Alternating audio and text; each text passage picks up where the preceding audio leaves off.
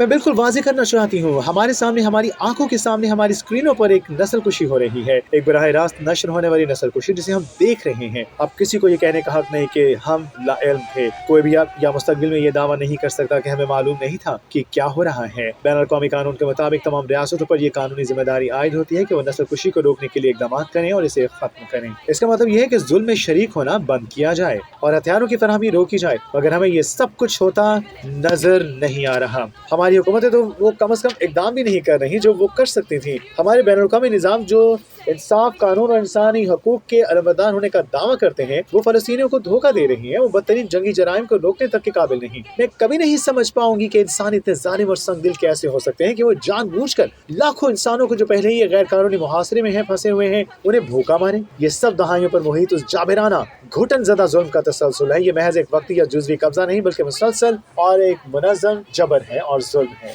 हमने global flotilla का आगाज इसीलिए किया क्योंकि हमारी हुकूमतें अपनी कानूनी जिम्मेदारी निभाने में नाकाम हो चुकी थी। वो इंसानियत, इंसानी हकूक और इमदाद की फराहमी की बातें तो करती हैं, लेकिन खुद कुछ नहीं करती। वो ये दावा तो करती हैं कि गाज़ा तक इमदाद पहुँचाना ज़रूरी है, मगर ना वो इस अमल में हिस्सा लेती हैं, ना ही इस मिशन की सिक्योरिटी यकीनी बनाती हैं। सच यही है कि इस मिशन की ज़रूरत ही पेश नहीं आनी चाहिए थी। ये एक इज्तिमाई नाकामी है और ये बाइस शर्म है। ग्लोबल फ्लोटेला इसराइल के गैर कानूनी और गैर इंसानी बहरी मुहासरे को समंदर के रास्ते तोड़ने की अब तक की सबसे बड़ी आलमी कोशिश थी। ये आलमी यकजहती की एक मिसाल है, जहाँ आम लोग उस वक्त खड़े हुए जब उनकी हुकूमतें नाकाम हो गईं। लोगों ने खुलकर कहा कि हमारे रहनुमा जिन्हें हमारी नुमाइंदगी करनी चाहिए, वो दरहकीकत नस्ल कुशी, मौत, तबाही को सहारा दे रहे हैं और ये रहनुमा हमें हरगिज़ नुमाइंदगी नहीं देते। ये मिशन हमारे लिए आखिरी रास्ता था और इसकी ज़रूरत होना ही दरअसल एक अलमिया है। ये शर्म का मुकाम है। मैं उन जातियों, अज़ियतों, कैद-ओ-बंद की तफसीलात पर तवील बात कर सकती हूँ, यकीन करें मैं कर सकती हूँ, मगर ये कहानी इस बारे नहीं है।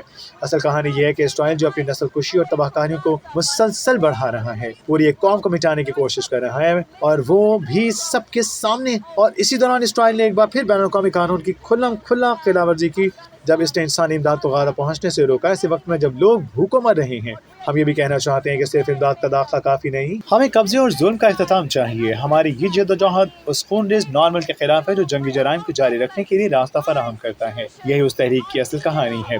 हमें गाज़ा से और दुनिया के उन तमाम खित्तों से नजरें नहीं हटानी चाहिए जहाँ लोग बदतरीन मज़ालिम और जबर का सामना कर रहे हैं, जैसे कॉन्गो, सूडान, अफगानिस्तान, गाज़ा और दीगर कई खित्ते हैं। जो हम कर रहे हैं वो सिर्फ कम से कम है। इस नस्ल कुशी और दीगर नस्ल कुशियों को हमारे अपने निज़ाम, हमारी हुकूमतों, इदारों, मीडिया और कंपनियों की शराकतदारी से तक़वियत मिल रही है। ये हमारा फ़र्ज़ है कि हम इस शराकतदारी को ख़त्म करें। और हम हीरो नहीं हैं, नहीं, हम सिर्फ वो कर रहे हैं जो हर इंसान को करना चाहिए। कम से कम हम सिर्फ उनकी पुकार पर लब्बैक तो कह रहे हैं, हम इनकी आवाज़ तो सुन रहे हैं और अमल भी कर रहे हैं। वो दुनिया भर के लोगों से मुतालिबा कर रहे हैं कि वो आगे बढ़ें, इक़दामात करें और जुल्म में शरीक ना रहें। हमें अपने इख्तियारात, अपने प्लेटफॉर्म्स और अपने वसाइल को इस्तेमाल करते हुए जुल्म के खिलाफ खड़ा होना है, क्योंकि ये जुल्म किसी भी ज़ाविये से काबिल जवाज़ नहीं है। Every way unjustifiable.